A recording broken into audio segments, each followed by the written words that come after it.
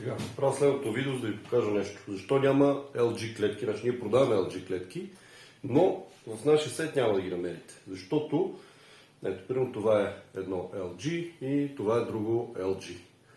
Като клетки 18650 или 21700 няма никакво значение. Господата от LG преди време, тъй като ние не купуваме директно от LG, разбира се, не може да търгуваме обеми от 500 000 бройки и работим през техни дистрибутори, Китай, Хонконг, Китай нататък.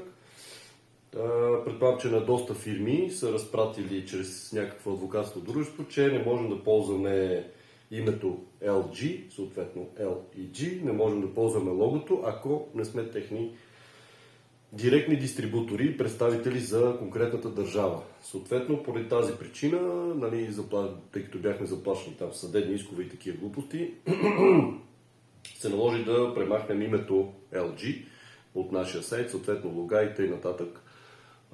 И в момента, ако търсите клетки в нашия сайт, които са LG, там са INR или ICR или все едно и пише не LG, а е ELG. Малко тъпо, но да кажем, че работи. Така че това е причината, поради която не намирате LG клетки, вероятно никъде и в случай и при нас. Това е.